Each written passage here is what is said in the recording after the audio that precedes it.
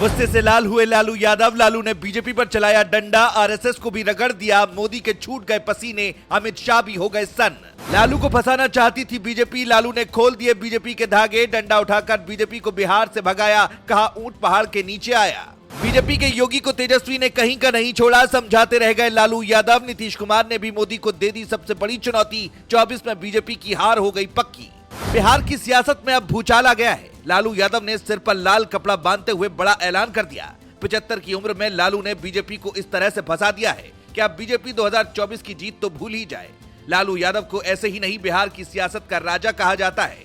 लालू की राजनीति अच्छे नहीं समझ पाते हैं। बीजेपी बिहार में पिछड़ा वर्ग को साथ लेकर चलते हुए लालू यादव को घेरने की कोशिश कर रही थी, लेकिन लालू ने ऐसा दांव चल दिया कि अब मोदी की मुश्किलें भी बढ़ गई हैं। दिल्ली में बैठे अमित शाह दोबारा से प्लान बनाने लगे। लंबे वक्त से लालू यादव बीजेपी पर हमला बोल रहे थे, लेकिन इस बार उन्होंने बीजेपी को सही मायने में सबक सिखा दिया। क्या है पूरी खबर आपको बताएं, उससे पहले ये जान लीजिए कि तेजस्वी यादव ने कैसे बिहार के योगी कहे जाने वाले सम्राट चौधरी को मुंह की खिला दी। असल में कुछ दिनों पहले ही सम्राट चौधरी ने देश की आजादी की तारीख पर सवाल उठाए थे। उन्होंने कहा था कि वो 1947 की स्वतंत्रता को मानने वाले नहीं हैं। उनका मानना है कि लोकनायक जयप्रकाश नारायण की संपूर्ण क्रांति के बाद 1977 में गठित सरकार से ही सही मायने में देश को आजादी मिली है।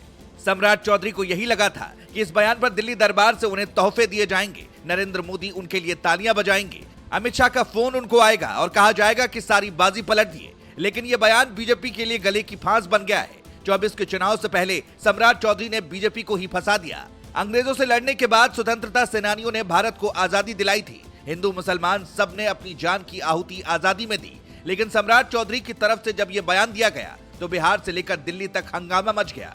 बात जैसे ही तेजस्वी यादव तक पहुंची, उन्होंने तुरंत सम्राट चौधरी के बयान पर बीजेपी को घेर लिया और कहा 15 अगस्त को पूरे देश में स्वतंत्रता दिवस मनाया जाता है। ये लोग देश के इतिहास को बदलने की कोशिश कर रहे हैं। ये लोग इधर उधर की बातें करते हैं, मुद्दे की बात कोई नहीं करते हैं। इसलिए इन सब बयानों के कोई मायने नहीं है और इससे कोई फर्क भी नहीं पड़ता है।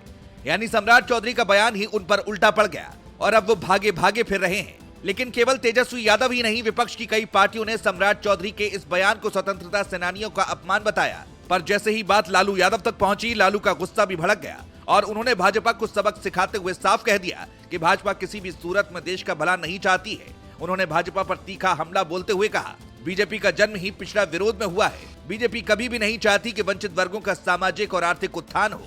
लालू यादव ने जातीय जनगणना का भी मुद्दा उठाते हुए भाजपा सरकार पर हमला बोला और कहा कि बीजेपी नहीं चाहती है कि गरीब वर्ग का कल्याण हो।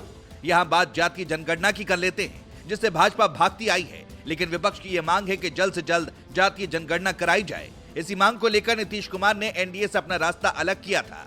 जातीय जनगणना के मुद्दे पर कहीं न कहीं भाजपा फंसती हुई दिखाई दे रही है। अब देखना होगा कि इसका असर 2024 के चुनाव में कितना ज्यादा पड़ेगा। आपका क्या मानना है, कमेंट में बताएं।